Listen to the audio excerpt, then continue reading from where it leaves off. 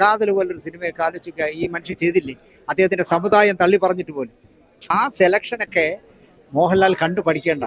മോഹൻലാൽ കുറച്ച് ശ്രദ്ധിക്കുന്നത് നല്ലതായിരിക്കും. മോഹൻലാലിന്റെ ഒരുപാട് സിനിമകൾ വരുന്നുണ്ട്. അപ്പോൾ ഏറ്റവും ആൾക്കാരെ ആകാംക്ഷയോടെ കാത്തിരിക്കുന്ന ഒരു സിനിമയാണ് ലിജോ ജോസ് പല്ലിശ്ശേരി കൂട്ടുകെട്ടിൽ വരുന്ന ഒരു സിനിമ. അപ്പൊ എങ്ങനെ നോക്കിക്കാണുന്നു ആ സിനിമയെ?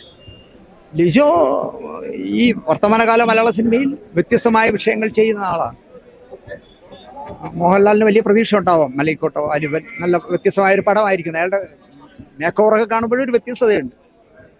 പക്ഷേ പടം വരട്ടെ, അല്ല നമ്മൾ മുൻകൂട്ടി ഇതൊരു അടിപൊളി പടമായിരിക്കും നമ്മളെങ്ങനെ പറയും. ലിജോ മോശമാക്കാൻ സാധ്യതയില്ല, മോഹൻലാലിനൊക്കെ കിട്ടും. പക്ഷേ അപ്പോഴും എൻ്റെ പേടി എന്താണെന്ന് ചോദിച്ചാൽ, ഒരുപാട് കാലം മറ്റുള്ളവരെ വെച്ച് സൂപ്പർ ഹിറ്റുകൾ ചെയ്ത ശേഷമാണ് ലാൽ ജോസിന് മോഹൻലാലിൻ്റെ ഒരു ഡേറ്റ് കിട്ടിയത്. കൂതറ പടമായിരിക്കും എടുത്തത്. അതുപോലെ ലിജോയെ നമ്മൾ ഒരുപാട് പ്രതീക്ഷയോടെ കാണുകയും വരുന്ന പടം മോശമാവുകയാണെങ്കിൽ നമ്മൾ ഇപ്പോൾ പറയുന്നതിന് പ്രസക്തിയില്ല. ഒരു നല്ല പടമാവട്ടെ എന്ന് നമുക്ക് ആശംസിക്കാം. കാരണം മോഹൻലാലിന് ഇപ്പോൾ ഒരു നല്ല പടം ആവശ്യമാണ്. അതുകൊണ്ട് തന്നെ നല്ല പടങ്ങളാവട്ടെ. ലിജോ ചെയ്യുന്ന ഈ പടവും നല്ല പടമാവട്ടെ എന്ന് ആശംസിക്കാം. അതുകൊണ്ട് മോഹൻലാലിൻ്റെ കരിയറിന് ഒരു ഗുണം ഉണ്ടാവട്ടെ. അതിനപ്പുറം അത് പറയുന്നത് ശരിയല്ല. പടം വരട്ടെ.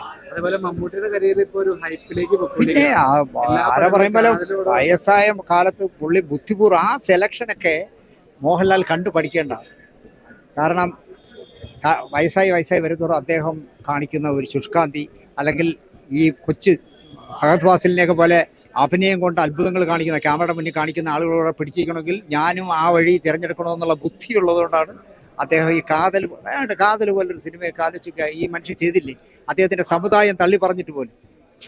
അവർ പറയുന്നല്ലോ ഇങ്ങനത്തെ സബ്ജക്റ്റ് ഒന്നും ചെയ്യാൻ പാടില്ല എന്ന്. പക്ഷെ അതൊന്നും പുള്ളി വകവയ്ക്കാതെ 5 നേരം നിസ്കരിക്കുന്ന ആളായിട്ട് പോലും പുള്ളി അങ്ങനെ ഒരു സബ്ജക്റ്റ് കയറി ചെയ്യുക.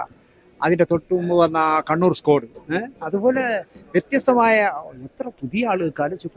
എനിക്ക് ഏറ്റവും വേണ്ടപ്പെട്ട കല്ലു ടെന്നീസിൻ്റെ മകൻ്റെ പടമാണ് അടുത്ത് വരാൻ പോകുന്നത്. എനിക്ക് എൻ്റെ തലയിൽ നിൽക്കാത്തൊരു പേരാ, ബസൂക്ക.